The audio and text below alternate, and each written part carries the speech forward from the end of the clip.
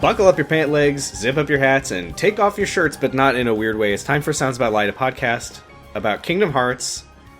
What? Hold on. I've got it written down. Kingdom Hearts 0.2 Birth by Sleep dash A Fragmentary Passage dash. I'm Sam. I'm Drew. It's good to be back. So this isn't 2.8. It's 0.2 of BBS. This is Okay, it's so simple. This is Kingdom Hearts 0.2 Birth by Sleep, A Fragmentary Passage, which comes on the Kingdom Hearts 2.8 HD Prologue collection. I see. Okay. Yeah. All right. I can follow that. Okay. Good. Oh, so it's 0.2 because Birth by Sleep is 0. And then Kingdom Hearts 1. It still doesn't make sense, though, because you get all the way into Kingdom Hearts 1 in this game. Yeah, I mean, really, this is Kingdom Hearts 1.5. No, it's Kingdom Hearts 0.9, really. It should be Kingdom Hearts 0.9. I do agree with that. And yet, here we are. Yeah. And it's called A Fragmentary Passage because it's a short game? Is that what that means? Yeah, we talked about that. It's like a passage, as in like an excerpt from a story, you know, and it's fair enough. Fragment of one.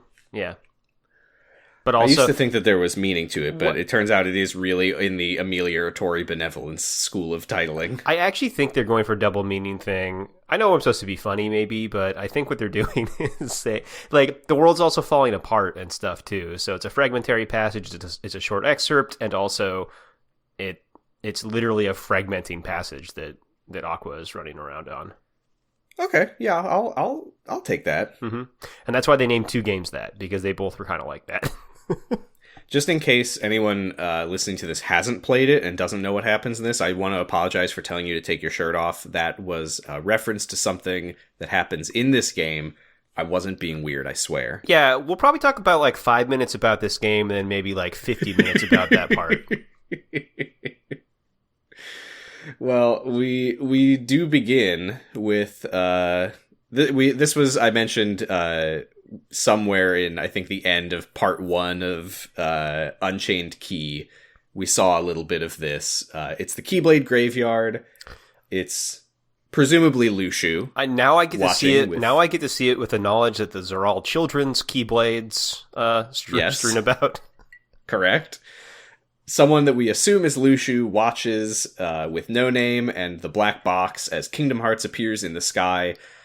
I'm guessing that means that this is like immediately after the Keyblade War. Like Dennis is still lying, bleeding out on the ground. Or Lushu stood there for like however many years. I guess that's possible. We then go to Yensid. This is right after Dream Drop Distance. Yensid tells Riku, Kairi, and Mickey that they've got to find the 3 lost Keyblade wielders from Birth by Sleep before they do battle with Xehanort. And the only one who knows where Ventus is Aqua, and Aqua is lost. And Mickey reveals that he knows where she is because it turns out that he met her in the Realm of Darkness at some point. It's kind of fucked up that Mickey's just let her hang out there then, knowing where she is. This is a thing that a lot of people say. I personally am on the Mickey did not nothing wrong, but I think that Mickey's actions were reasonable. If anyone did anything wrong, I think it's Yensid. I guess Mickey was... Mickey's been pretty busy. Mickey hasn't had a lot of time. He's been trying to keep other people alive, so that's fair, I guess. Yeah, I think the further we get into this series, though, the more I'm going to be like, Yensid, I know that you relinquished your Keyblade after you sank Atlantis into the ocean, but I think you need to pick the thing back up and help.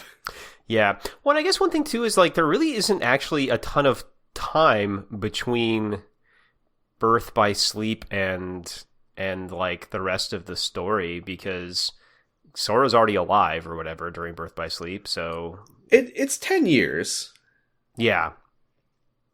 He's a little lad, and now he's a less little lad. Yeah. Yeah, I guess, Yensid should have been... He could have done more, maybe. He could have helped at some point. Yeah. We then get the... or I think this is where Gamer's Little Playground decided to insert the opening. Mm-hmm. We get to hear the Ray of Hope mix of Simple and Clean, which is fun. I would put it in here, except we would then both be arrested. Right. Yeah. I love to see little Sora, Riku, and Kairi playing on the beach together. It's good. How much do you think Utada Hikaru has gotten paid for that song at this point?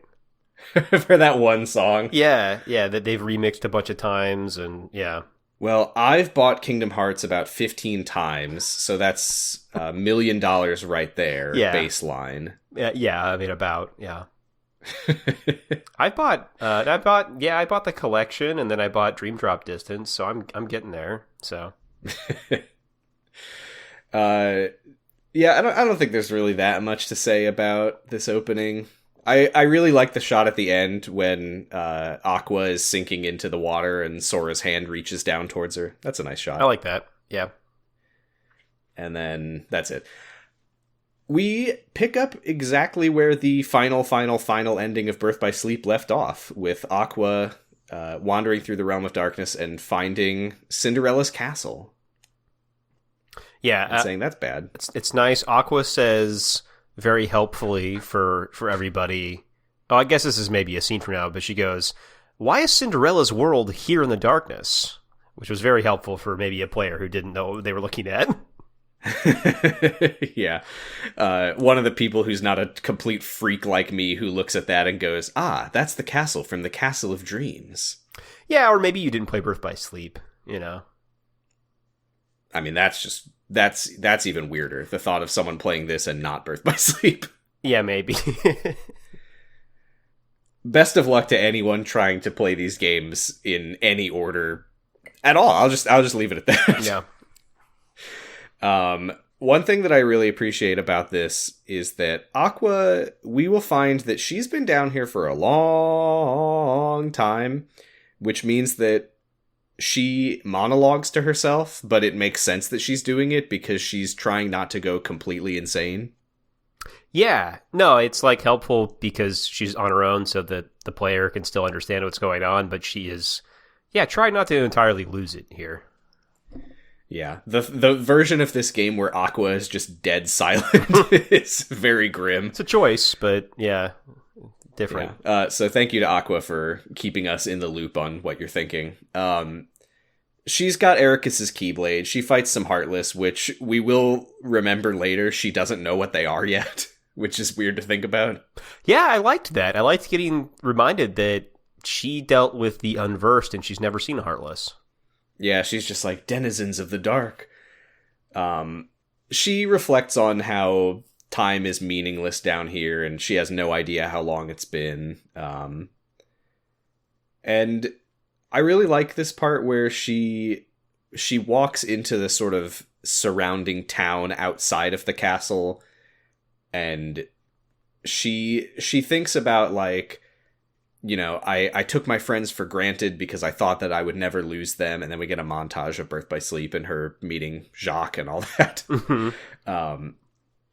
And she's like, I wonder if the people of this world felt the same. And we look around the town and we see, like, curtains fluttering in the windows of the empty houses. It's very, very eerie.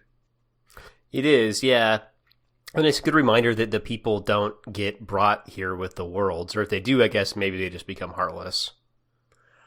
I'm trying to remember. Because some people escape, obviously. We meet people who are like... some of them end up in, like, Traverse Town. Some of them, I think, end up in the Realm of Sleep, maybe. Oh, sure. Yeah, that's actually... Yeah, and I actually had that... I was wondering about that. I'm like, is this the Realm of Sleep? I think it's in... It's the Realm of Darkness, but is it also the Realm of Sleep? Because I thought the worlds were sleeping worlds once they fell to darkness. No, and that's a whole mess, and they've never really fully explained it. Okay, but cool. All right. I think the way that they explain the sleeping worlds in Dream Drop Distance is that they are worlds that have been saved from the Realm of Darkness, but have not managed to return to the Realm of Light. And they never really explained what that means or why it happens, so I'm going to assume that either it doesn't matter, and they just needed a reason, or it's going to be incredibly important in Kingdom Hearts 5. Okay. They probably don't know yet, or didn't know when they wrote it. they're desperately trying to come up with a reason. Mm-hmm. Man, there's a top tier desperately trying to come up with a reason moment in this game. Yeah, and like I think it's okay. I mean, well, I know a lot of fans like to think that writers always know all the answers, all this stuff. But if you've paid attention to this series, you know that they've made stuff up on the fly, and that's okay. And I think it's weird to assume writers are these like amazing 5D chess masters. They're just people, you know. Like I don't think that's not happening, and it's okay. And you know, you'd say to maybe one very prominent writer that, hey, maybe it's okay if you admit you just didn't know, and that would, and maybe it wouldn't, and maybe your books wouldn't be so fucking weird at the end if you could have just admitted you didn't know. Maybe a hypothetical author might have bigger problems and bigger things to answer for, but that is also one of them. Yeah, but I think that this hypothetical author we're talking about, that inability to ever admit you're wrong, maybe is also like a part of a bigger character flaw that they would have if this was about a specific person. Yeah, yes, that's right. But I don't know who you're talking about. Yeah. But anyway, yeah. So Aqua, she thinks about like the people in the town, and even their pets are all gone, and she's like, this town carries so much grief, it's impossible to even really think about it. So she just sort of moves on, and we then get into some gameplay stuff that we don't really need to talk about. There's like a little kind of puzzle sequence here where the clock like winds time forward to 5 a.m. and Aqua has to hit gears and turn back time, and they talk about metaphors, and she thinks about how she wishes she could turn back time. It looks cool. I feel like it's partially them trying to be like, look, next gen Kingdom Hearts. Oh yeah, I mean, this game, I don't think it necessarily looks the best sometimes. I think Kingdom Hearts 3, they really took what they had here and polished it up, and I was really glad about that. I mean, there are parts of this game that look great, but it feels really good to play. It's a lot of fun. I really like Fragmentary Passage. And Aqua, yeah, speaking of things that they can do in Unreal Engine, Aqua meets a new enemy, a Demon Tower, which is a tornado of Shadow Heartless. Demon Tower's cool. I like Demon Tower, at least visually. Demon Tower is cool. Yeah. It's very Dark Souls bossish, honestly. Yeah, it's kind of yucky. Yep. You kind of hate to look at it. Mm-hmm. It actually reminds me of, in Dark Souls 1, the like little bone towers you find in like the catacombs and stuff, in the Giant's Tomb. Oh, I don't know if I remember those. I don't know if I got there. I might be too much of a scrub to know what you're talking about. It's in the really dark place where you can't see anything. Oh, okay. I probably wouldn't have seen them anyway then. Okay. Is that where the gaping dragon is? Nope. No. Okay. A different dark place where I couldn't see anything. Yeah, that's right. The one where you really can't see anything. Okay, I don't think I ever got there then. Okay. The gaping dragon killed me and I never played the game again. Oh, that's pretty early, so yeah, this is later. Well, I guess it's Dark Souls. You could have done... It's later, anyway. I beat the final boss and then the gaping dragon killed me. Right. No, I sucked at that game. There's a really sad moment here after Aqua turns back all the clocks and starts walking toward the castle, and she looks up at the sky, which is kind of a starry night sky, a little bit in a Realm of Darkness type of way, and she thinks about how much she wishes that she could spend another night under the stars with Terra and Ventus. And when she realizes that she's like yearning for her friends, she's like, I'm doing it again. And I was like, oh, that's so sad. It's really sad, yeah. Her like telling herself off for wishing she could see her friends. Yeah, you know, very tragic. When we did Birth by Sleep, I remember us talking about how we felt like it wasn't that Aqua was a bad character, but people have like assigned a lot of extra characterization to her that isn't really there. Mm-hmm. But the characterization in this game is like better, I think, honestly. Yeah, and you know, it kind of can't help but be, since it's like all Aqua being introspective and thinking about what she wants and why she wants it. Yeah, whereas in Birth by Sleep, she really is just kind of going through the motions of being a protagonist and being like, huh, looks like they did something here. Well, better get going. Yeah, exactly. But then she sees a little hallucination, ? Of Terra, who walks up toward her. She has a lot of conflicting emotions. She can't believe he's here, and she's happy to see him, but she's also worried about how he would be here, and scared of what that would mean for him. And he doesn't say anything to her. And she tries to grab his hand, but she just, like, passes right through him. She wonders if maybe the Realm of Darkness or maybe the Castle of Dreams itself is keeping her thoughts alive. I have no idea what to make of that. I don't know if that's lore or world building or just weird. Yeah, I'm not sure either. Yeah. I could imagine that there's some, like, Princess of Heart magic at play here, you know? Yeah, about making, like, Terra show up? Yeah. I think that they actually will explain it later on, that it's just her connection with Terra. Yeah, it was a little confusing because later she sees some visions that feel different than this one. Well, yeah, there's the ones that aren't visions later. And I think that this isn't a vision either. I think this is just the thing that we get later starting to manifest. Okay. But who knows? So she keeps going. She finds the Drouth Cottage next, and she sees Ventus sleeping in the princess display case. Yeah. But he disappears once again. And she like kind of talks to Ventus and says, like, Ventus, you're what's keeping me strong enough to push away the darkness. And then a big floating mirror pops up behind her and things get a little weird. This was cool. I liked it. Because she puts her hand up to the mirror and then her own hand yanks her through the mirror. Yeah, and she's in this weird, like, sort of like a plaza of mirror shrines, I guess you could say. And there's hieroglyphics around the entrance she comes in. Like, I feel like this might be a place at some point. Oh, you think so? I kind of just chalked this up to, like, it's the mirror world. I don't know. Well, they call it the world within. Yeah. Which makes what it's like, is it the world within darkness? Is it the world within Aqua? What is it, the world within? But I feel like they paused on the hieroglyphics long enough for me to go, that might be something that they want to, like, return to. Did they kind of look like astrological symbols to you? Yeah, they could be what it is. I'd have to look at it again. Because I think that's something that has kind of started to come up, like, in some of the most recent Kingdom Hearts stuff. Okay. And it could be nothing. It could be that they're just like, oh, cool symbols. But yeah, I don't know. I hadn't imagined that the little mirror world could actually have a deeper significance than just another gameplay section for Aqua to go through. But that's interesting. We'll definitely be on the lookout for anything else with this.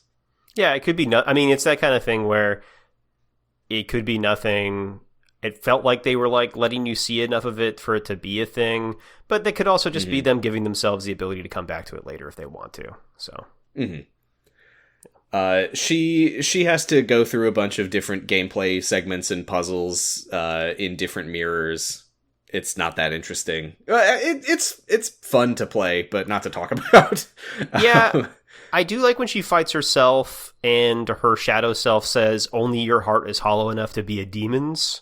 That is an ice cold line. Yeah, she fights. It's in the same sort of void where she fought the spirit of the mirror in Birth by Sleep. In that hilarious moment where the mirror was just like, "Welcome, I will be a boss fight now for no reason." Yeah, right. But yeah, her reflection, pulls her into the mirror within the mirror, and yeah, she's fighting all these, like, mirror copies of herself who are, like, taunting her with her own negative thoughts. They're saying stuff like, Ven will never wake up. I am no master. I'll be trapped in here forever. I want to fade into the darkness. Yeah. Yeah, it's... Aqua, once you're out of here, I think the first thing that you're going to want to do is see a therapist. Right, and I think that this stuff could be about, like, her own internal struggle, because it's called the world within, and then she fights, like, her own, like, personal demons. So that might be all this is. Yeah, and I think this is a manifestation of... I think we are getting to see, in a way that we never really have before, the way that darkness attacks a heart in Kingdom Hearts. Right. Because this does feel like it's sort of taking stuff that already exists inside of Aqua and amplifying it and sort of trying to override the rest of her with this. And she even thinks to herself about that after she beats her reflection. She's like, it feels like I've become my own worst enemy. I'm all I've done since I'm down here is talk to myself, and maybe I was just pretending to be brave, and that false bravery was never going to be enough to keep out the darkness. And she kind of realizes, like, if I'm starting to feel this way now, like, it's only going to get worse from here. Yeah. Yeah, which is sad and scary, but it's cool tension for the game. Mm-hmm. She goes to the next world, which is the Enchanted Dominion, which is Sleeping Beauty's world. And this is where I felt so bad for her here, because she sees visions, once again, of Ventus and Terra, and she like acknowledges out loud to herself. She's like, I don't even care that they're not real. I just miss them too much to not follow them. Oh, so sad. And yeah, she's like fighting through like the forest itself, which is like attacking her with scary magical vines, and then she finds like a dark side and she fights that, and she like turns a corner and there's like a field of like 30 more dark sides and a gigantic darkness ball in the sky that they're like feeding. Yeah, they're creating a giant she's like, evil spirit bomb. Yeah, it really is. And she's like, you will not stand between me and my friends. And I'm like, oh my god, she's going so far just to look at what she knows are like hallucinations. Yeah. Yeah, and again, like, the imagery just keeps on being like very metal, and like, this looks like straight up like she's in hell, basically. Yes, I love the visuals when she finds all these dark sides, because if I remember correctly, there's a segment that I can't remember if it was in this video, where you like grind rail out of the forest on the vines, and then you're in this clearing, and yeah, the sky is like purple and orange, and there's just dark sides as far as the eye can see, and it's just like this like rocky wasteland outside the forest. Really, really cool looking. Yeah, what were they doing with that spirit bomb? Are they gonna like blow it up? Blow up the... I don't know. Yeah, that's weird. Like a lot of things in Fragmentary Passage, it's hard to tell what was just a gameplay thing to do for this little short prequel to Kingdom Hearts 3 and what is actually important. Yeah, it's probably mostly just stuff that looks cool, but you never know. Yeah, I mean, this is something that's been in my list of mysteries and questions since the beginning, is what are Darkside Heartless? Are they anything important, or are they literally just tutorial bosses? Yeah, they're just what happens when a Heartless gets big, when the Heartless goes to the gym. I guess so. Yeah. But not in the way where Shadow Heartlesses clump up and become a tornado. This is a different kind, where they get put into some sort of big buff mold. Yeah, no, this is like when they have protein shakes, and they like, yeah, they get on a diet. They're all on that like Marvel superhero diet, basically. Or maybe, yeah, this is Shadow Kumail. Mm-hmm. No. Yeah. Maybe the Shadow Heartless, they're just the little children. They age and become the teenage Neo Shadows, and then they become the large adult Darksides. Oh, these are the mommy and daddy Heartless. Okay. Yeah, and they were all just having a book club. Yeah. That Aqua rudely interrupted. Yeah. Yeah. I mean, maybe, yeah, you ever thought, are the Keyblade wielders the bad guys? Could be. You've been talking to King Triton, haven't you? Yeah. Well, I've been talking to Xehanort. Yeah. Uh-oh. Yeah. It's hard not to. He's most characters. Yeah, at this point, he's even more all the time. So she defeats this big mob of Darksides. The ball of darkness explodes and like obliterates all of them and a lot of the environment around them. And Terra and Ventus are here. But yeah, it seems like something's a little bit different, because Terra is talking to her this time, but he can't see her. And Ventus is standing there, and he's just sort of looking vacantly at the ground. And Terra's like, Aqua, where are you? Ventus is here? What? He's very confused. And this feels like this is actually a real connection with real Terra in some way. Well, and that's what makes you think it wasn't ever a hallucination. You know, Kingdom Hearts has this thing, right, where your connections, but connections between hearts can like let people know where they are, or even bring them together, you know? And I feel like her like determination in wanting to see her friends has like literally manifested part of them here, basically. You think maybe the reason that they weren't talking earlier was that it was sort of like the connection was kind of trying to like push through the darkness to get to her, maybe? Yeah, the dial-up wasn't finished going yet, so like she had to just wait for it to make it all the way through. Oh, I thought that was like some sort of corruption with the video, the hour-long dial-up noise. No. Before this scene. Yeah, it was just buffering. She was still buffering the JPEG of Terra, and so it was going to take a while. So yeah, he says like, Aqua, if you are calling me Terra right now, it means that you're seeing me as you remember me. I think that what that means is that this probably is like a very abstract like heart connection. Yeah. And the only reason that we are seeing Terra here is because it's Aqua who is perceiving this connection. But yeah, he says that you're just seeing what you want to see. My real self is lost in shadow. I'm not in the realm of darkness with you, but there is a connection between my heart and the darkness, and that is how I'm speaking to you right now.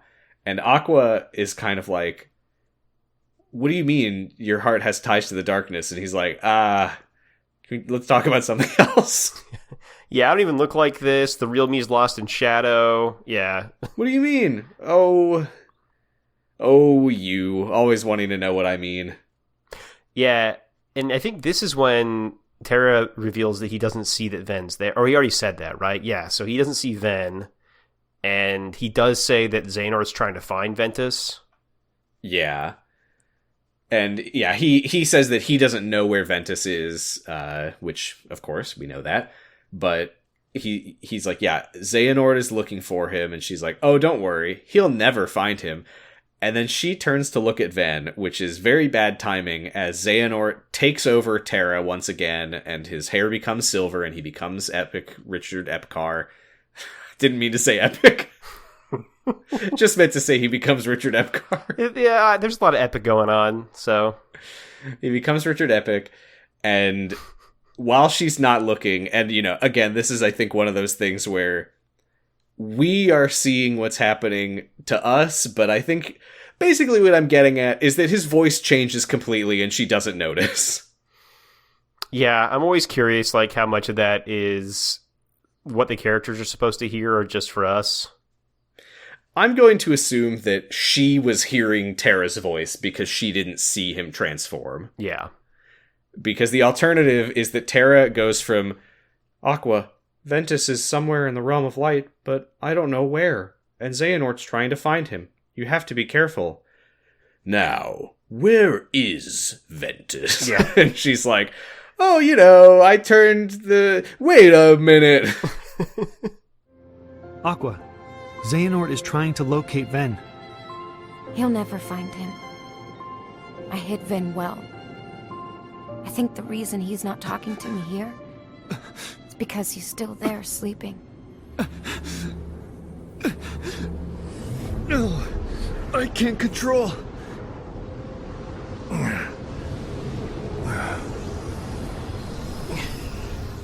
This place. Is it the Chamber of Waking? Yes. Who are you? And I guess you wouldn't, I mean, maybe you just wouldn't assume that your friend got possessed, but yeah. I did want to give credit where it's due, in my opinion. I think that the voice acting for both of them is quite a bit better in this game. Oh yeah, I did feel like Terra said Aqua when she first showed up, but other than that, he was doing good. He was thinking about Stitch. Yeah, he was thinking about Stitch. Exactly. Aqua. Friend circle? I'll have to look that up. I didn't catch it, but it's possible that he did say Aqua. It sounded weird to me. I think he just kind of elongated it a little bit. Aqua. And yeah, she turns back and sees that he's got silver hair now, and she's like, well, that's not good. But Oh yeah, when she's not looking at him, he's like, "Are you talking about the Chamber of Waking?" And she says, "Yes, Terra, I am talking about the Chamber of Waking." And then Terra like pops up from behind and grabs Terra Xehanort and says like, he's taken over my body. He's trying to use me to find Ventus. Don't tell him anything. This part is pretty nuts when Xehanort grabs Terra by the face like a basketball and lifts him up. And then a gigantic portal opens up behind them and two massive arms reach out and grab Aqua and Ventus. Yeah, that was wild. And I'm pretty sure it's like crushing them because Aqua passes out. Was Xehanort supposed to have done that, or is that just happening to them? It's unclear, but I think that he's doing that. Because he says something here where he's like, "I've got you now," or something like that. Right. "Gotcha," he says. Yeah. "Gotcha with my big arms." Could be the Cum Guardian. Yeah, maybe it's like it's empowered in the realm of darkness or something. Yeah. Or maybe it's not gigantic. Oh, they got maybe someone needs to tell us how they got so small. Oh! Or they're mice. There's a big boat back there. It could be that it's a gigantic boat reaching its arms out. It could be. There's so many possibilities. I want the big boat back so bad. We all want the big boat back. It's never coming back. Kingdom Hearts 5. Big boat. Bigger boat. Kingdom Hearts 5, taking the boat back out onto the water. Terra kind of flies into a rage and manages to overpower Xehanort.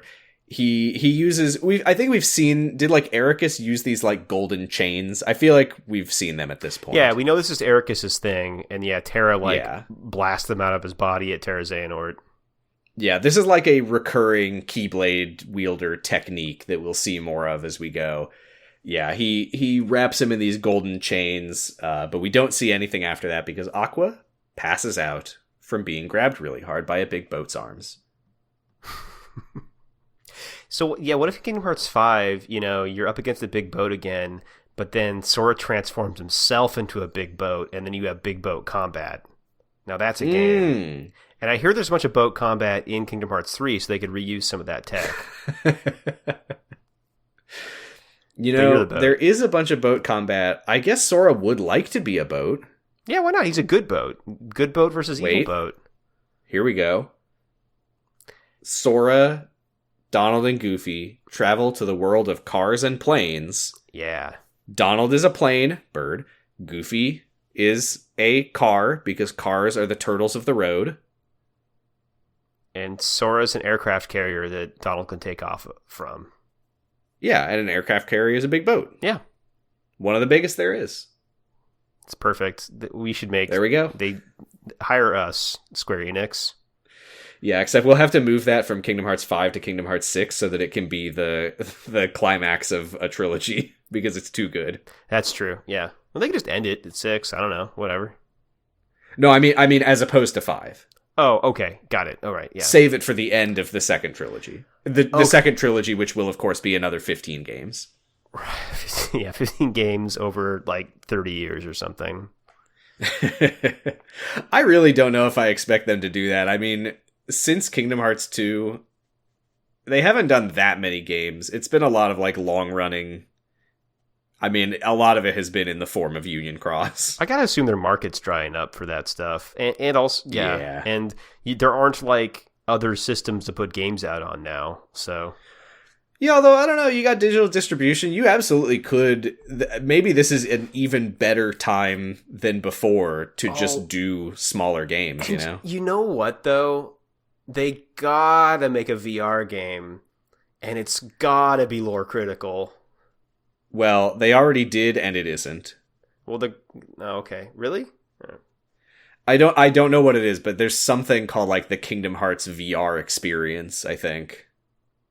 Okay. I want them to make a third Fragmentary Passage that's a Oculus Quest game or something. For a complete passage. Mm-hmm. I have a PSVR. It's one of those classic things that you buy and then use it for a couple days, and it's like, wow, and then you put it off to the side, and you never want to touch it again. Yeah, I mean, that's why, like, I'm a tech guy, kind of, and I thought about buying... I've been tempted to buy VR a bunch of times, and I always go, no one actually uses those all the time. So... Yeah, it was really cool at first, and then it became too much of a pain in the ass to bother. Yep. So, yeah, I don't look forward to the lore critical VR game, but it will exist. Yeah.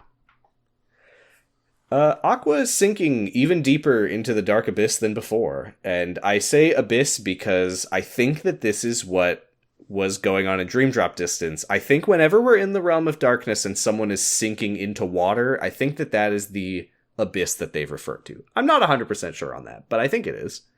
Sure, yeah. And she kind of flatly thinks to herself, like, well, I guess this is it. It's time for me to become one with the darkness. Huh? I don't know about that. Here, I found your wayfinder. I followed it to you. Haha. I loved to see Mickey here. It's, you can't feel depressed when Mickey Mouse is here. No, I'm really turning around on Mickey as being, like, a great character in these games. I'm a Mickey fan in Kingdom Hearts and not outside of Kingdom Hearts. I have liked Mickey in other stuff, but yeah, I mean, I guess I was never that against Mickey, but I'm just I'm on board, especially because now I'm starting to understand that he isn't really actually some, like, all-knowing mastermind. He's kind of he's flying by the seat of his pants. He's an impertinent little man. Yeah. And we likey little Mickey. We likey epic Mickey. Yeah, and this game is one of the best examples of that, because Mickey finds Aqua and pulls her back onto solid ground, and he hands her wayfinder. And we should note, Fashion Police, he's wearing the same outfit that he wore in Chain of Memories. It is what even is this shirt? Yeah, so I posted on Co-Host about this, but, like, the shirt is kind of, like, long and round, and it's got his trouser buttons from his shorts. His trouser buttons are on the outside of it, though, but it just looks like a big bib with buttons. They're on his tummy. Yeah. They're his tummy buttons. Yeah, he's got tummy buttons on his big bib, and yeah, it's a hell of a look. And he's kind of got Titus Final Fantasy X shoes. Yeah. Kind of a standard really thing in cool. these games, I think. But, like, yeah, and I think it's just that, like, it's high res now, so we're really getting to see how weird the big buttons are. Yeah. And Aqua sees him and she's like, Mickey, what are you wearing? Fashion's gotten wild, Aqua. A lot has changed in the last 10 years. Yeah, but there's no time to talk because another demon tower shows up, and there's this really funny part in the middle of this where Aqua's like, the Dwellers of Darkness, and he goes, Heartless! I appreciate Oh, okay. I'm glad he took the time to correct a woman. That was good. Just so you know, we're going to be talking about these for a while, so... Actually... So they fight, and then afterward he says, like, what happened? I can't believe you're down here. We've all been trying to find you all this time. We haven't seen Ventus or Terra. And she says, I think the darkness is starting to get to me, Mickey. And he says, well, you'll be okay. And she says, right. Thanks, Mickey. Oh, there's another one of those right after where he's like, why are you here, Aqua? And she doesn't really answer his question. She just says, how long has it been in the realm of light? And he says, 10 years. And she goes, interesting. Yeah. Well, because it's unclear how long it feels like she probably feels like it's either been longer than that or way less time than that. Yeah, I think I kind of get the vibe that time has just sort of blurred. Like, I don't think she's felt the 10 years. No. I have to hope that she didn't feel the 10 years. Yeah. Well, and and I should say this is the only point, because I was like, I don't know at what point in Mickey's timeline this is supposed to be. So it's like, oh, okay, so this is now Kingdom Hearts 1. Got it. Okay. That's good to know. I will say, so we were talking before we recorded a few days ago about the timeline that you were sketching out to try to understand what the fuck is going on. I thought that was gonna be funnier. I thought I was gonna have a harder time, but I don't think I actually think I remembered it okay. So yeah, I mean, this is my thesis about Kingdom Hearts, and it always has been. If you just go through all of it one at a time, it's actually not that hard to follow. No. Well, except for ever understanding how the time travel works, but you can't win them all. But I mentioned because I think you had assumed that this fragmentary passage would take place between Dream Drop Distance and Kingdom Hearts 3, which it kind of does, because this is all a flashback. Yeah. But I kind of explained that we would be flashing back to stuff that happened at the time of Kingdom Hearts 1. So I kind of gave that away to you. I forgot. When I played this, was so confused. Yeah, I actually ended up experiencing that too, until he was like, oh, it's been 10 years. And I'm like, got it. Okay. Because I was like, I was starting to think like, well, the time that I know Mickey was in darkness was in Kingdom Hearts 1. But like, I don't know, this could be any time. We don't see him a lot between 1 through Dream Drop Distance, so he could have been doing kind of anything. Yeah, I think I kind of assumed that this took place, like, maybe after 2, but before Dream Drop Distance. Yeah, that was kind of my assumption, but... And then at the very end, you see little Riku from the end of Kingdom Hearts 1 with his stupid pants and his yellow shirt, and I was like, what? Yeah. And that was the moment where I finally realized that this all takes place near the end of Kingdom Hearts 1. Yeah, when he said 10 years, I'm like, oh, Kingdom Hearts 1 is like 10 years after Birth by Sleep, so okay, fine, yeah.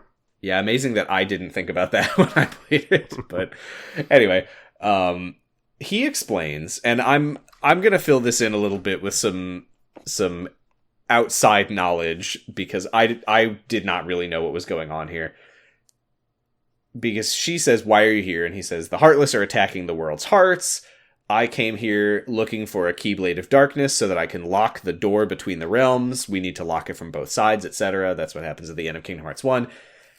And he says that it's hard to find an entrance to the realm of darkness, but we found that when a world falls to darkness, the realm between gets really unstable, and portals start opening up here and there, which is something that we've seen in Kingdom Hearts 2, I believe. But he says that he snuck in effectively. And to give a little bit of context here to what he is talking about, this is at the beginning of Kingdom Hearts 1, he leaves that letter for Donald and Goofy, telling them, I'm going to go do something, you find Leon and find the key. So now we know that when he set off, he was like, they're going to find the key of light, which will help me close the door from the outside. I'm going to go find the key of darkness in the realm of darkness and close the door from the inside. Okay, fine. And it was in Recoded that we saw, because we were getting all of those scenes that were like, how does this information exist in the journal, you know? Yeah. There was one scene after Sora and friends defeated the guard armor in Traverse Town very early on that we see Pluto kind of sneak around a corner, and there's a corridor of darkness and he jumps in. Oh, right. That is what happened. And also in Dream Drop Distance, we saw those like memory vision kind of things through Sora's eyes in that weird trippy first person section where Mickey was running around in Traverse Town as Sora was there. What happened is, Mickey arrives in Traverse Town, hides from Donald and Goofy and Sora, waits until a corridor of darkness pops open, and then just jumps into it. That is how he got into the realm of darkness. This means that he was like just hiding around the corner the entire time. Well, yeah, and that's what I mean by like, this is also how I learned like Mickey Mickey seems like the enigmatic guy that knows what's going on in Kingdom Hearts 1 and 2, and now you find out he jumped in with no plan to get back out. Literally, Aqua is like, okay, so how do we get out? And he's like, ooh, I didn't think about that part. He's like, yeah, I just had a thing I needed to do. And then he says the big line, let your heart be your guiding key. Yay! It still doesn't really make sense. And he's like, this is something Keyblade used to say to each other. I think it's good. I'm always saying this. I've always been saying it. It's been here the whole time, huh? Yeah, Aqua even says like, oh, I haven't heard that in a minute. Yeah, my lame old master used to say it. At the very end, do we get a part like that where Goofy's like, Yen Sid says it all the time, and Donald's like, really? Huh, weird. I didn't notice. But yeah, Aqua, upon witnessing what an impertinent little man Mickey is when he admits that he has no idea how to get out, not only does he not know how to get out, he's just like, oh, I didn't really think about it. Yeah, which, like, it's kind of, it is funny because it is like, he had something important to do, so he was just focusing on that, but it does, like, it's like, wow, you're way more like Sora than I thought, that you just, like, I'll figure it out, I guess. Yeah, and of course, he had no idea that he was going to find Aqua down here. No, right. So, yeah, she laughs at that, and she's like, oh, man, I don't remember the last time I laughed, which is always a fun thing to hear from someone. Mm-hmm.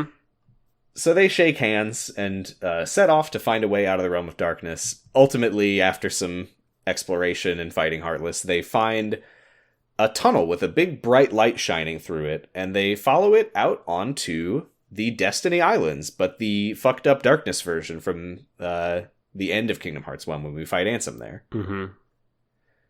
And she recognizes it. She's like, oh, I've been here. I met some little boys here. And Mickey's like, oh, you know this place? And she says, yeah, I met 2 kids, and Terra passed on the power of the Keyblade to one of them. Their names were Sora and Riku. And Mickey's like, well, I got some bad news for you. Yeah, although it was kind of like Mickey being like, oh shit, there's like real Destiny stuff going on here. Yeah, I think he does say something like, oh, it must be fate. We must be getting close or something like that. Mm-hmm. That's a big mystery hanging over these games, is like, what's going on with the Destiny Islands? You know? Xehanort is from here, and Sora is from here, and Riku and Kairi got somehow ended up here from Hollow Bastion or Radiant Garden, I guess it was at the time. Mm-hmm. These islands are very, very important, and I don't know if we'll ever know why, but that's on the list. Yeah. They are literally called the Destiny Islands. Yeah, it's not subtle. No. So they run over to the secret place, the little cave where they got all the drawings on the walls, but they are interrupted by a demon tide, which is like a demon tower, but way, way, way, way, way, way bigger and worse. And they fight it. They do a sick team attack where Mickey, like, rides the demon tide like Vanitas riding the Keyblades, and like steers it toward Aqua so she can wrap it in the golden chains, and then they beat the shit out of it together. Yeah, this fight was cool. It's cool. It's a cool fight. They oh yeah, there's a second phase where the tornado kind of like spreads out and becomes less like clumped, which means that the core is exposed. And when I say the core, what I mean is a glowing red orb with Shadow Heartless sticking out of it. Yeah. It's basically a popcorn ball of Shadow Heartless. It's a Resident Evil weak spot with Shadow Heartless coming out. But despite it looking silly, they are able to defeat it, and they go into the cave. And hey, it's that weird, creepy wooden door that no one has ever been able to open, except that in the Realm of Darkness, just opens right up. Weird. Yeah. And inside is a much bigger cave, and there's nothing inside of it except for a Keyblade of Darkness, the Kingdom Key D that we've seen Mickey use before. Yeah, and that's like, I think it's cool to learn, like, it looks like the Kingdom Key because it's literally the Kingdom Key's counterpart. Yeah. Which does raise a weird question about, like, what does it mean that seemingly there is this innate pair of Keyblades on the Destiny Islands that Sora inherited the light version while the dark version was in the cave here? Well, it's implied that there's a dark version of every single Keyblade, apparently. It does seem that way. You know, we haven't really gotten into the nitty-gritty of where Keyblades come from. I don't remember if we ever do. Maybe we do. But, yeah, very, very interesting because, I mean, we know that Keyblades are associated directly with hearts. Yeah. Does that imply that the Kingdom Key and the Kingdom Key D, it's not like Sora's Keyblade, it's the Keyblade of the Destiny Island's heart? Maybe? Maybe. I mean, yeah, we know that Keyblades... But we kind of know that there's also, like, I guess there's just, like, a certain number of Keyblades that exist, and they can get passed down. So... Yeah. I don't really know. Although, I guess, yeah, you can make Keyblades out of hearts, too. So, it's hard to say exactly what it means. I mean, what it does mean, I think, a little bit, is that it's some of the stuff Xehanort's been saying, which is like, hey, all light is bad. If everything is all light, that's bad. Everything's a little bit of dark and light, maybe. Mm-hmm. Yeah, and, you know, like, this isn't like an evil Keyblade. No. It's a cool Keyblade. I think it looks better than the Kingdom Key. Yeah. Yes. Because it's silver, like a key. Yeah, I like silver more than gold. So, I'm with you there. You were one of those proponents of the silver standard back in the day. That's right. I mean, I literally have a white gold wedding ring because I like it more than a yellow gold. There you go. Yeah. Aqua offers to help Mickey. She's like, you know, if you need to use the Keyblade to lock the door, I can hold it shut for you. And he's like, sorry, the job is taken. Sorry, that would ruin continuity, haha. Seriously. A lot of what we're starting to get into toward the end of Fragmentary Passages, that would ruin continuity. Yeah. Snake, you've caused a time paradox. So the ground starts shaking once again. We cut kind of confusingly to the moment from Kingdom Hearts 1 where Riku arrives in the Realm of Darkness and hears a mysterious voice that we can't hear, but it is Mickey. Mm-hmm. So I assume that that's happening right now, which means that Ansem has taken over Riku's body in Hollow Bastion. Yeah, yeah. And they find themselves transported to the area in the Realm of Darkness that is just outside of the door. And Mickey explains that there is a small, incomplete Kingdom Hearts composed of the Hearts of Worlds, and they can't allow it to exist as it is, so they have to lock this here door. And he says, all we have to do now is wait for Sora and Riku. Once again, Aqua is not happy to hear that they are mixed up in all of this. Yeah, it's a bummer. They're just kids. They're just kids. This is the part where Mickey looks over and sees Riku sprinting toward the door in his stupid pants and shoes, and I, playing it the first time, was like, what? When? Oh! Yeah, it's right now. Okay, yeah.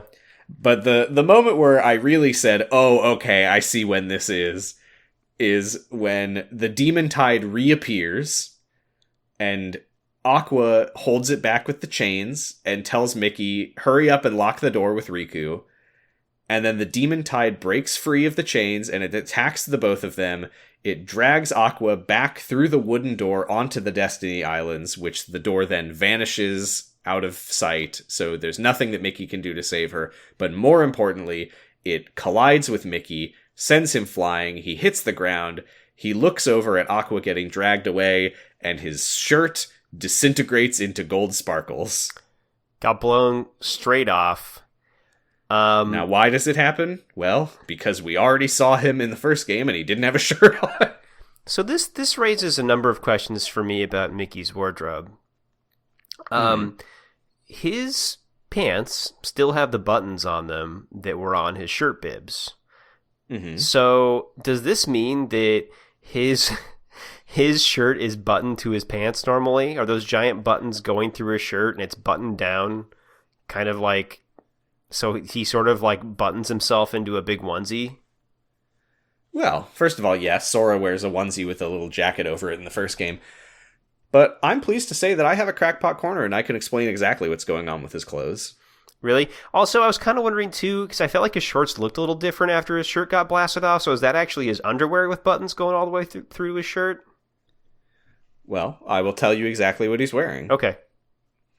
So, in a little bit, at the very end of Fragmentary Passage, once we break out of the flashback, Yen-Sid will tell Mickey and Riku that Flora, Fauna, and Merryweather have prepared protective garments for them to wear when they go into the Realm of Darkness. New vestments, yes. New vestments, yes. Now, of course, we know that Keyblade armor provides some protection in the Realm of Darkness. The ultimate protection, of course, is the black coat. But Mickey and Riku wear those black coats at the end of Chain of Memories and throughout Kingdom Hearts 2. However, this is before that. So, at this point, think about it from Mickey's perspective. So he has probably been in communication with Yen-Sid about all of this. He says, I have to go on a mission into the Realm of Darkness. Master Yen-Sid, what do you have for me that will protect me from the darkness? Yen-Sid says, well, we've never sent anyone into the Realm of Darkness, but I can talk to Flora, Fauna, and Merryweather and see if they can come up with something that they think will help you out. So they make for him this stupid outfit. Oh, a big bib shirt. Okay. They make him a bib shirt. They button it onto his shorts. Yeah, you gotta button it down to create a seal against the darkness. Okay. That is correct. However, of course, again, this is the first time that we've sent anyone into the Realm of Darkness. So Mickey goes down. It's protecting him okay, but when it gets hit directly with a barrage of Heartless, which are made of pure darkness, it wasn't ready for that. They didn't know what kind of damage it could take. So when he gets hit with those Heartless, it dispels the magical clothing that he was given. Okay. Now, the clothing, as you said, once those disintegrate, he's still wearing his shorts with the big gold buttons. That is because those buttons are the buttons that you press to activate the clothing. Oh, it's like the armor that the Keyblade wielders used to have? Exactly. Wow. So he pushes the button on his shorts, and it looks really weird, but he does it in private. He pushes the button on his shorts. The clothes magically appear. He buttons them down to create a seal against darkness. And then the Heartless thwacked into his shorts, hit the turn off clothes button. They disappeared, but he's still wearing his normal shorts because that's what he's actually wearing. Those are the real clothes augmented with magical clothes. I got it. Yeah, no, I think this is all correct. This is perfect. Yep. Is that why Pete's outfit is like a weird, like, skin-tight space, like, super, like, future spacesuit? Because it's a darkness sealing diaper, kinda?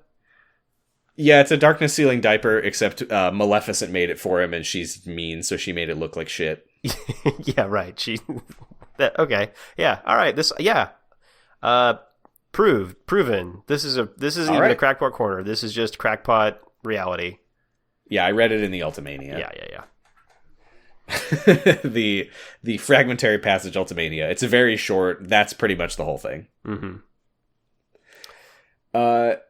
So anyway, Aqua gets dragged back onto the Destiny Islands, and the door disappears. Now, this is a thing. Mickey gets a lot of shit from the fandom for abandoning Aqua in the darkness. I had forgotten that it was written intentionally to create a situation where there was literally nothing he could do to help her. But it was. Yeah, there's nothing he could do about it. And she's a Keyblade master. Yeah.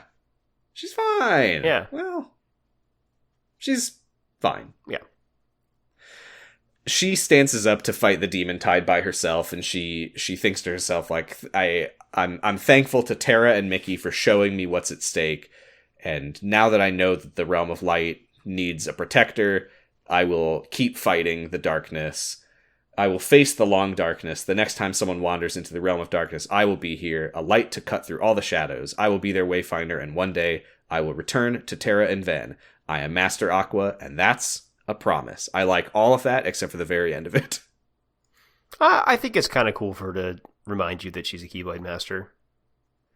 I think there's just something about I am Master Aqua and that's a promise that doesn't quite sit right with me. It almost sounds like she's promising that she is Master Aqua.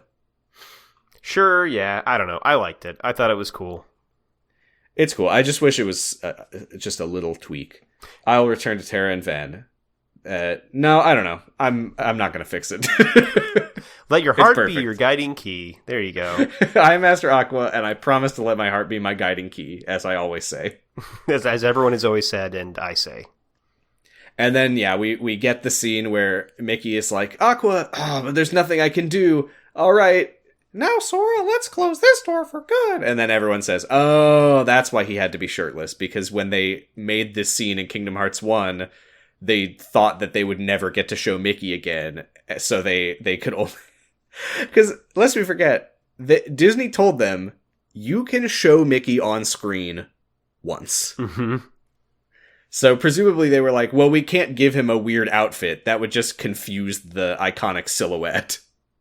Right, Disney lawyers are probably like, he's got to look just like we know Mickey to look. Right, he's got his big shorts, he's got his big gloves, and he's got no shirt on. It is honestly an achievement that they got Epic Mickey in those later games.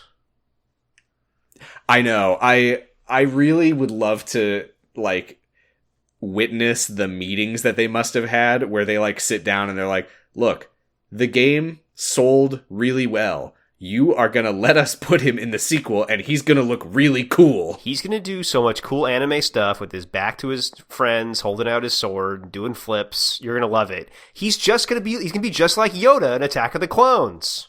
Yoda man. Yoda to Mickey. Yoda to Mickey. And then he did, and it was true, and it was good. Yeah. I guess he was also in Chain of Memories before that. Whatever. Yeah, for all 5 people that got to play it. Aqua, after defeating the Demon Tide, rather, she's lying on the beach.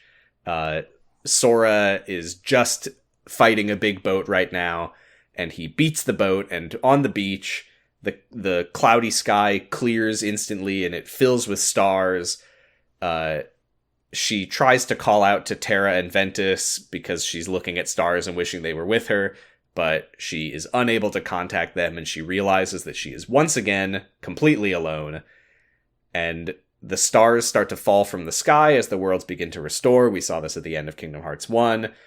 But unfortunately for her, that means that the Destiny Islands, which currently exist in the Realm of Darkness, exit the Realm of Darkness without her. And the world just vanishes under her back, and she just kind of smiles as she falls deeper and deeper into the abyss, and thinks to herself, may our hearts be our guiding key.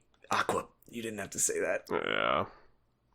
They're really trying to make sure that we know it's a thing. Yeah. Yeah, I mean, a lot of people didn't play Union Cross, so they got to True. They got to start bringing it into the main series. I have to scroll up to my list of cries to see if this did make me cry. Apparently I did cry at this. There we go. I didn't cry, but I don't remember, it was sad. but apparently I did. Yeah. I'm not a big... It's very sad, and the fact that she's smiling because she's like, I have something to fight for again, you know? And then we get a fairly unnecessary final shot from Aqua's perspective as she arrives at the Dark Margin sometime later to talk to Ansem, as we saw in the Blank Points ending. I didn't need this. No. We don't get it. We literally just see her walking up to him, and then it fades to black. So, fine. Whatever. Anyway, we go back to Yensid's tower. Mickey finishes telling his story. And Riku is very upset to learn, A, Aqua sacrificed herself to save him. B, Mickey never told him about it. But Ricky, no! Mickey! Miku. Mickey is like, I had to respect her choice. And yeah, you know, she's a Keyblade Master. She can handle herself. What were we going to do, you know?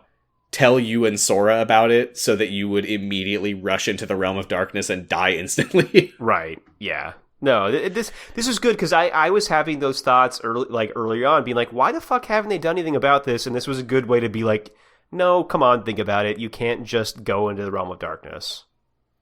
Yeah. And, you know, she's been in there for 10 years. What's another couple of years, you know? She'll be fine, probably. She'll be fine, probably. Although I've seen that. But yeah, it's... I know, like, 3 things about Kingdom Hearts 3, and one of them's the Pro ZD video about Aqua. So I don't... that she's fine. She's okay. Yeah, the famous Pro ZD video, Aqua is doing just fine. Aqua's looking good. Aqua looks well. Mm-hmm. But yeah, I think, again, this is slightly undercut because Mickey's like, what were we gonna do? Like, it was just me. Like, I needed someone on my side. I needed another Keyblade Master. I couldn't just go in there on my own, and I couldn't bring you and Sora in with me. Like, that wouldn't have helped. And, you know, I hear you. I do feel like Yensid could have helped. Maybe. We don't really know what his abilities are, but probably could have done something. He's a retired Keyblade Master. Yeah, but can he even use a Keyblade anymore? I don't know. All I know is that he has, like, set it aside and refuses to use it. Because he destroyed Atlantis, yeah. Exactly. Which, so often I find myself thinking, man, it would be helpful if Yensid got involved here, but whatever. Yeah. Maybe it's one of those things. Isn't this a thing with, like, Gandalf, that, like, he can't just use his incredibly powerful powers however he wants? Yeah, that's not his job. Yeah. Maybe he's a Maiar? Yeah, not as familiar. I don't know the lore that well of Lord of the Rings. Yensid is a Maiar or whatever it is. Yeah, whatever. He's a Gandalf. He's the spirit of Walt Disney. Uh-oh. But yeah, Mickey is like, you know, now things are different. We've got another Keyblade Master. You've got the power of waking. No matter what happens, we should be able to save Aqua between the two of us. And Riku just immediately, no hesitation, is like, well, I'm going. And Kairi finally gets to speak. Hooray! Literally, I was worried that she would not have any dialogue in this whole thing, but she, you know, she's like, oh, what happened to Riku? You're seeming like Sora. And he's like, well, you know, I've spent so many years trying to be a role model for you two. I guess Sora's taught me that I should just do whatever my heart tells me. He refers to that as Sora-esque. Yeah, I like it. This bit goes on too long, but it's fun watching them have fun. Yeah. This is kind of nuts when, hey, remember what happens in Kingdom Hearts 2? Because Kairi is like, Master Yensid, is there anything I can do to help? And he's like, you will be training with Merlin alongside Lee. And she's like, who? And Mickey says, he means Axel. And she says, what? And Mickey replies, he's a regular person now. Also, Merlin's gonna blow her up. The last time we saw Merlin, he was like trying to murder his like partner in Sid. What was that? Remember? He like literally threw magic at Sid and tried to fucking kill him. Oh, that's right. Yeah. He was trying to kill Sid. Yeah. Well, Sid is dead now, so Merlin's all good. Yeah, now he's gonna blow up Kairi. Riku vouches for Lee, though, and Kairi's like, well, if you trust him, I'll trust him, even though he did kidnap me last time I saw him. Yeah. And finally, Yensid give Mickey and Riku some cool suitcases. He was literally a different guy when he kidnapped her. Yeah. He kind of had a heart, but not entirely. Mm-hmm. You know, It's fine. Yeah. Let bygones be bygones. Yeah. If someone kidnapped me, I'd get over it. Really quickly. Really quickly. Lest we forget, this is really quickly. Oh yeah, I'm like, I'd be all in on the Stockholm Syndrome, you know? Lee, isn't he that guy that kidnapped me 3 days ago? And is my best friend? Mickey,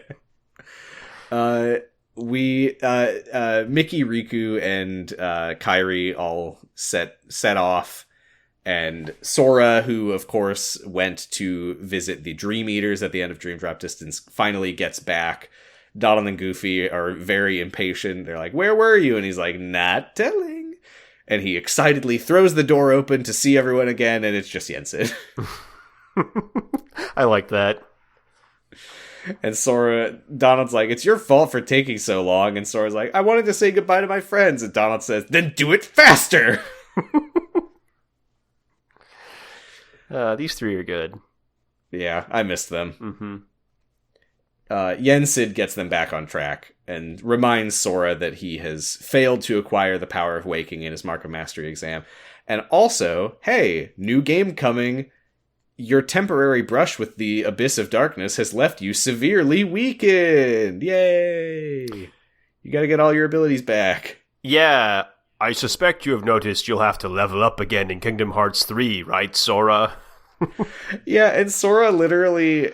I love this moment where Donald and Goofy are, like, trying to comfort him as Sora's, like, moping about it, but then he just kind of shakes it off and he's like, "Oh, well, it's not the first time." Yeah, that was definitely a nod, I think, to the gameplay stuff.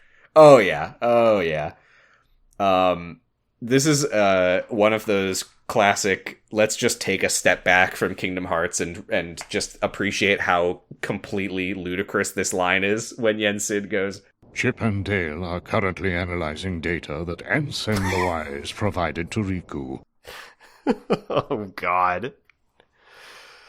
I love it when I remember that Chip and Dale are master technological hackers. Yeah, like, they are not just, like, background characters. They are background characters, but they also are inventing basically everything that they use in these games. Yeah, they're the Q team for Kingdom Hearts. They really are. Yeah. But yeah, Yensid is like, "I still think, Sora, that you are our best chance of stopping Xehanort because you're the main character. So go grind and get your abilities back and master the power of waking and follow your heart to the lost Keyblade Masters." And he says, "There is a certain hero who went through something similar once when he lost all of his strength." And Sora realizes who he means and starts flexing and posing. Yeah, I realized it before the flexing and posing, but it's helpful. Yeah, Hercules has to beat every game, so I guess that's where we're going. I think it's literally every game except Dream Drop Distance, if I remember correctly.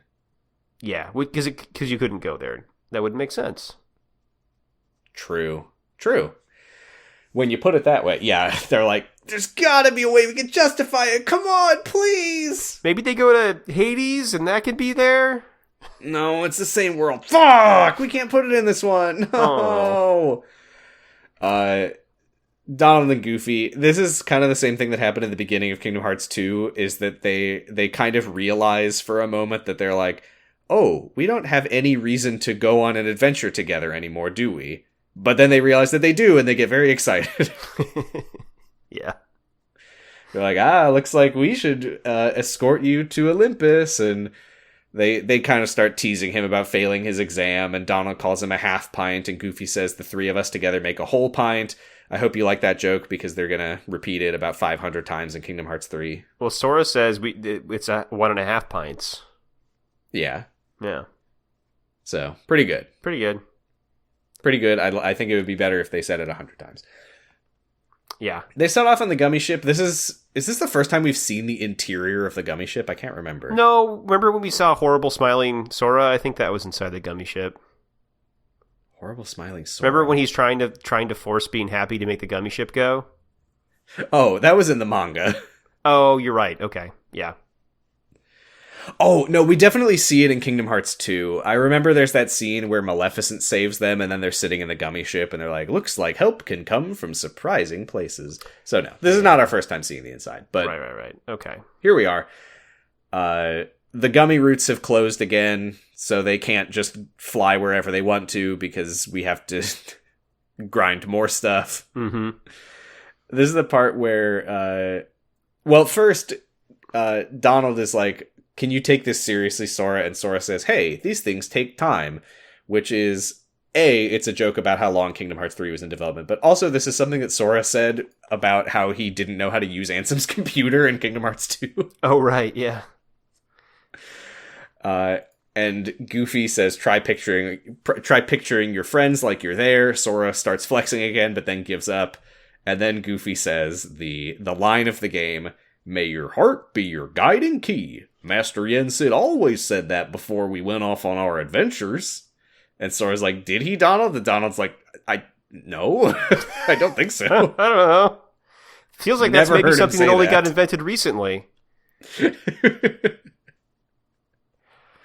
Very funny. It's very funny to have one character do the thing where you shoehorn it in and say, "He's always said that," and then have another character go, "No, he hasn't." Yeah. Yeah, I don't know. I like it, though. I feel like they were having fun with this one, even though it is a slightly dour game a lot of the time. They really were. I mean, I think that I can tell you something right now that will really exemplify having fun with a dour game. You would never have known from the video that we watched that Aqua has a checklist of tasks that she can complete to earn different clothing parts for her dress-up game. Oh, no, I wouldn't. Yeah. Yeah, you're like in the town outside of the Castle of Dreams, and it's like, strike 20 street lamps, and if you do that, then you get little angel wings that you can put on her. That's really goofy. Very, very silly. I didn't bother with it very much, but people love to make her into Goth Aqua. Yeah, that makes sense. For some reason. Yeah. I don't know why. Anyway, Sora, he decides to let his heart be his guiding key, and he summons his Keyblade, and he uses it, and it opens a gate, and they say, "Olympus Coliseum, here we come," and that is the end of Fragmentary Passage. I'm glad they said where they were going. I hadn't figured it out yet. I lied. I don't know if I remembered, because I think I haven't seen Hercules in so long that I think that I legitimately forgot that was a thing about him, that he loses his strength and has to get it back. That the plot of the movie. My sisters loved that movie, so I saw that movie a lot. I think I did too. Just there was a cutoff point in my childhood where I stopped watching it and never watched it again. Yeah, fair. But yeah, I think when I played this originally and he said Olympus Coliseum, here we come, I was like, oh, that's why he's been flexing. That's why he flexed, yeah. Could have been Tarzan, #why except for we know it can't be Tarzan. No, Tarzan never lost his strength. He just got stronger and stronger as he wrestled a cheetah a million times or whatever. A leopard? Who cares? Yeah, he eventually murders Jaguar, a leopard whatever. with a knife. A kitty cat. Mm-hmm. That's the end of A Fragmentary Passage. We got it done in one episode. I wasn't sure if we could, but it turns out it is actually very short. Yeah. Yeah. Which means next week we're starting Kingdom Hearts 3. That's crazy. Exciting, though. What the heck? Yeah. Is it time for... Oh, do we have any questions? I don't know if we did. We've been off for a while. There should be one question, So we I probably think. forgot to ask for any. Well, we have one from you. Yeah. We have one from Noah at Owl Dude from a month ago. Did we answer this? What's the question? If you had to pick one, this must have... I don't remember this. This must have come in after we finished, or after we recorded our last Union Cross episode. Mm-hmm. If you had to pick one, which war or mass atrocity would you erase from everyone's memory to heal as a nation? #always forget, saluting emoji. One war atrocity for us to all forget. Jesus, that's a tough question. What really broke everyone's brains? I mean, COVID. It's a heavy topic, but I think that 9/11 really fucked us up. 9/11, I guess I don't want people to forget about... I mean, people already did forget about COVID, so never mind. Yeah, 9/11. 9/11 broke a lot of brains. And maybe, I guess, the whole concept of a stolen election, maybe. That would be good. God. Yeah, I'd rather just change history, but I can't do that. Yep. Then Achilles Healy's asks, what would Zack Snyder's Kingdom Hearts be like? Yeah, I might have sent this to you when I was listening to 0 to 0. Well, speaking of dour, it would be dour, and it would suck ass. Yeah. A lot more slow motion, I think. And, yeah, I think that at some point Sora would say fuck. But only after saying shit 100 times. Right, yeah.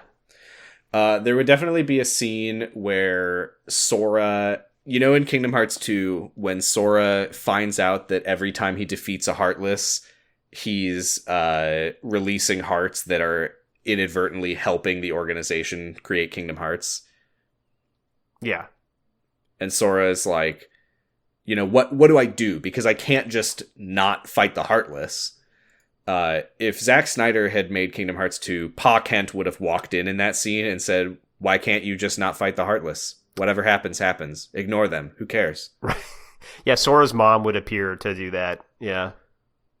You have to do what's best for you, Sora. Yeah. Oh, and then there's the scene With where... great power comes great fun. Yeah. There's the scene where Sora and Riku are about to kill each other, and they find out their moms have the same name, and then they don't. There would be a whole lot more of Sora using his fire magic to heat up his Keyblade and then branding people's faces with it. It'd be that. Yeah, who could be the cool guy that drives around in a car and is rich?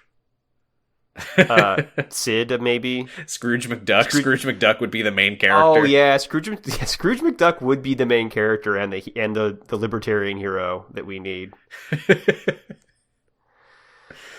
I don't know if all of our Flash episodes are up, but 0 to 0, we did watch all of the Flash. We have recorded all 3 of those episodes because I don't know if the average listener to this podcast necessarily knows that for some reason 0 to 0, we watch movies 3 weeks at a time.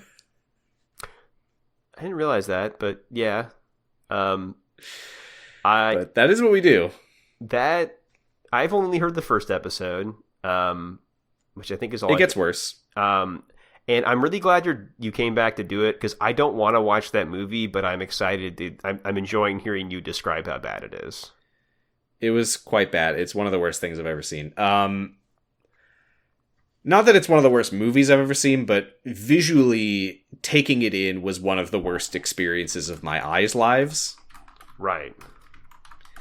Yeah. So that was fun. Yeah. And I'm glad that you get to do that and I don't have to. Shall we dive to the wiki now? Yes. Yeah, I'm excited. You found Alex Wolff. I did find Alex Wolff this morning. Was this a random button or something? How did you find Alex Wolff?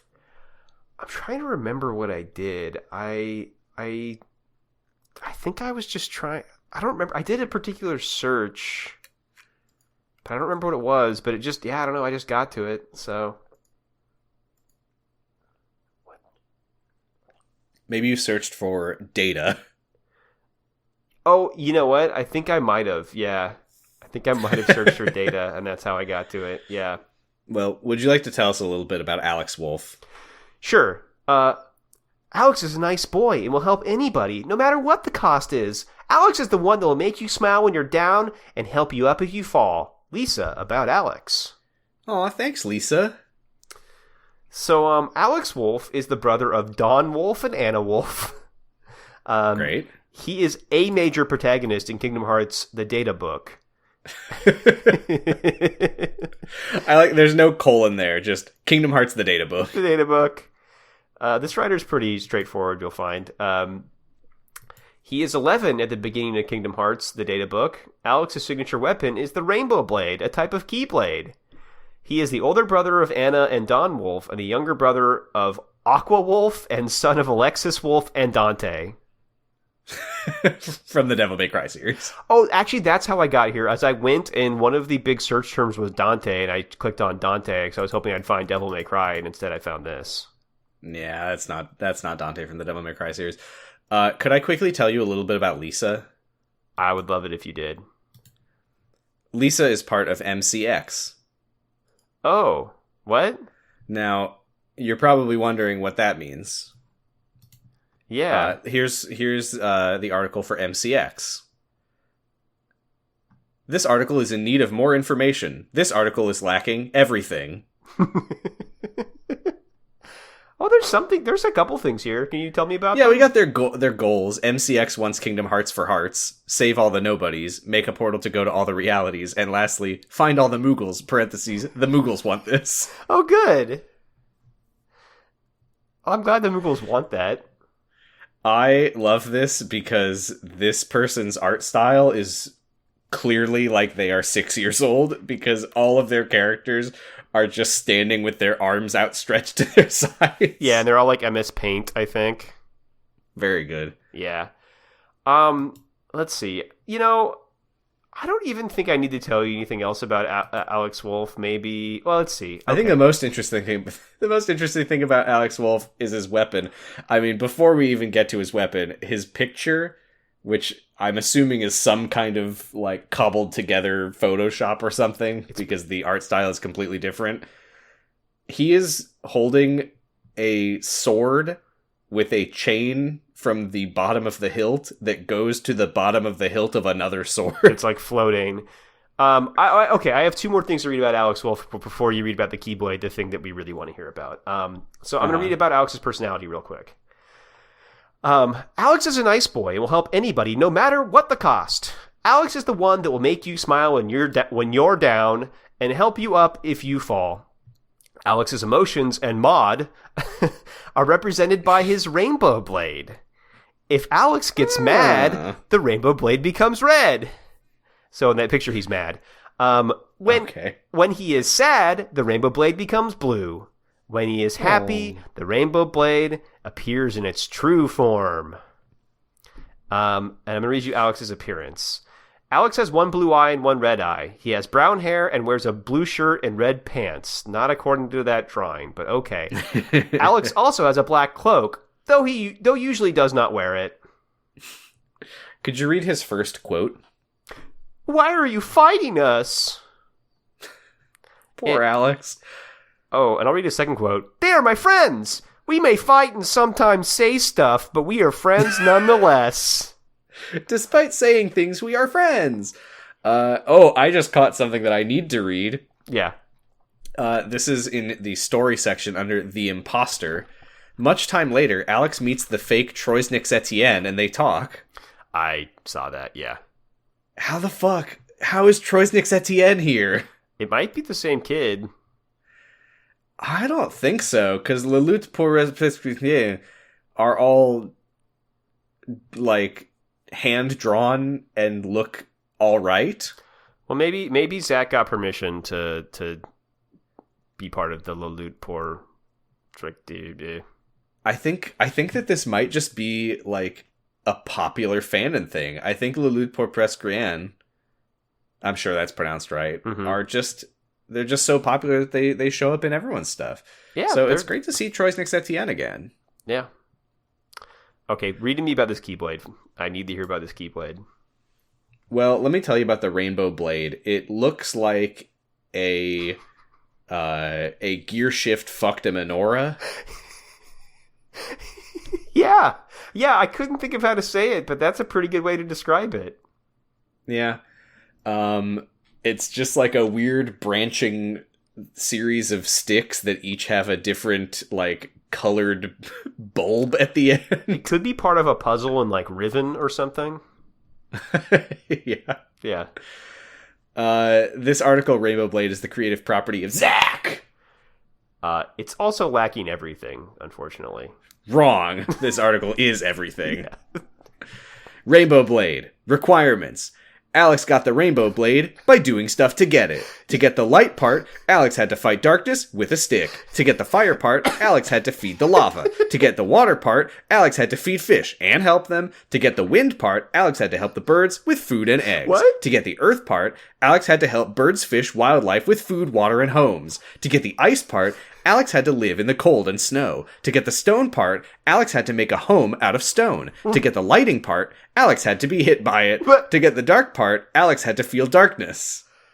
That's amazing. I want to play that game. That game sounds good. I want to help the birds with food and eggs. I want to be hit by lighting. I want to help birds, fish, wildlife with food, water, and homes. Helping them with homes. The Rainbow Blade can be used from far away. Oh, sorry, I'm confused. Hold on. Recipe. It's the recipe. The Rainbow Blade can be used from far away. It's like when you find a recipe online and it's just telling you a bunch of bullshit that you don't care about. Yeah, okay, sure. Quesadillas can be eaten in many ways. It's none of my business. With the power of wind, fire, holy, lightning. No, with the power of wind, fire, holy, lighting, period. The Rainbow Blade can talk to Alex. God. Yeah, we'll have to post this in the Discord when we're done recording. Sorry, I am looking at Zach's profile, the user Dark Shadow Dragon, which says the following. I'm back. Below is the reason I left, but I'm back, and I learned something. 1. Mal has pushed me too far. Last night, TNE, that's Troy Snicks at TN, got on, and I did not trust her. I thought she was Mal. So they had a fight. Yeah, this is a good website.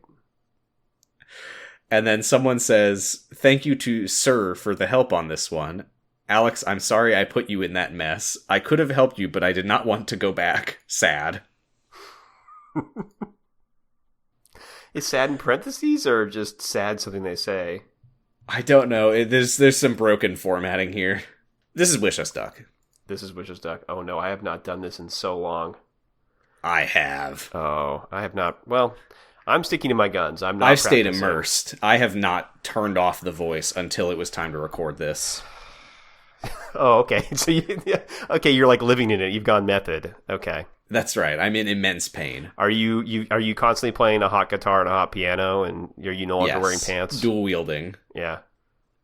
I learned how to play guitar and piano. It's to get in the mindset of Donald Duck. It's the only way to do a Donald Duck impression correctly. So yeah. I also bought a gun. Oh, okay. Yeah. Fortunately, I don't have any nephews, so I didn't have to worry about shooting them. Oh, that's good. What did Donald Duck say this week? He didn't say much. He said a few things to Sora that were mean. Yeah. I don't know. I always like giving him a serious quote.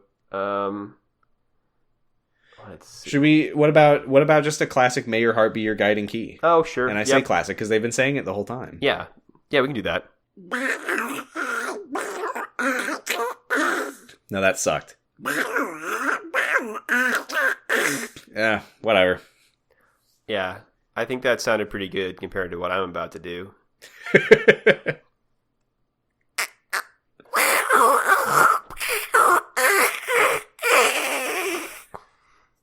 I understood it. Yeah, that actually is like one of the better ones I've done, probably. Yeah. Oh, I forgot. This is what we found, is that when you don't do it for several weeks, then you come back pretty good, and then next week is going to be really bad. That's right. Like, I'll be overthinking it next week. Anything else? No, I think that's all the stuff. Yeah, we're on co-host at Sounds by Light. I'm on co-host at Positive Stress. You can check out the recent 0 to 0 episodes that we did on The Flash. We had to take a little break from Dr. Huh because we were sick and then out of town. But we are going to be recording our episode on Planet of the Ood very soon. We'll get to see Donna finally, which I've heard is a good thing. Yeah, I've caught up on your show and on the Patreon episodes too. And hey, good show. Oh, thank you. Yeah. You know what? Yeah, it is good. Fuck everyone who says it's not. Who does that? Nobody. Okay. Stephen Moffat probably. Our Tumblr haters who think my opinions are bad, but they're wrong. That doesn't count. Those people don't exist, maybe. No. We were both on an extra credit episode about Wikipedia, and we were also both on an F+ episode about Not Always Right. That's right. That was very, very exciting getting to be on the F+ and read my favorite website that exists. Yeah, God, that was fun. It is great that I've missed saying my catchphrase in 3 consecutive F+ episodes, and I tried to say it in this one, and I got edited out. So, oh, that's true, it did. So, I tried this time, and I'll do it. You said it 3 times. I said it 3. I'm going to do it 4 times, I guess. I don't know. You said it 3 times, and none of us were happy about it. No, well, maybe 4 is the right number. Just like how Kingdom Hearts 4 will have your catchphrase 4 times. Hopefully it's my F+ one and not my extra credit one. Anything else? Is that it? Noise Space, I think. On Noise Space, you can listen to Kamurocho Radio, which I'm shouting out because I finally finished Like a Dragon Gaiden. I didn't cry, but I did like it a lot. And now I'm playing Like a Dragon Infinite Wealth, in case anyone was curious. Yeah, I've really only played 0 all the way through, and I it's a hell of a journey. I want to play more of them, but then I get that paralysis of like there's so much game to play. Yeah. Just don't do what I did and play through like I would the way that I would do it is I would play a Like a Dragon / Yakuza game, and I would play like 80% of it, and then I would put it down, and then I would pick it back up months and months later, finish it, and then immediately jump into the next, and then I would find that all of those games were one big slurry of plot, and I didn't know anything. Yeah, I've done So that. don't do that. I've done that, unfortunately, with Kiwami. I think I'm like 60% through Kiwami, and Yeah. I need to go finish it. It's hard to go from 0 to Kiwami, I think you'll find. But It's a rough jump back. They weren't writing video games yet. They didn't know what they were doing. yeah, listening to Kamurocho Radio, I'm like, oh, I think I'd almost like this better if I had the like goofy American voice choices where they say fuck all the time. What are you fucking talking about, bitch? That's just Get not, out of it's my not, host club, prick. That's just not Kiryu, but I would love it though. Well, I think that's it for us this week. Next time we will be starting Kingdom Hearts 3. I don't know when we'll be hearing the new Xehanort voice, but for now, Keyblade.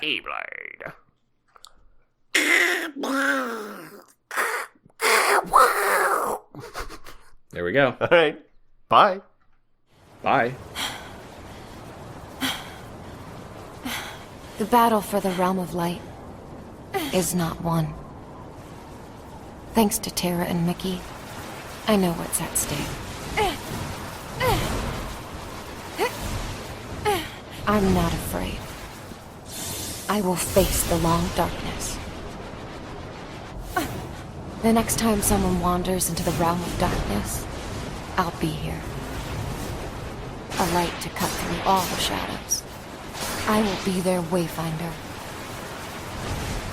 And one day, I'll return to Terra and Ven. I am Master Aqua, and that's a promise.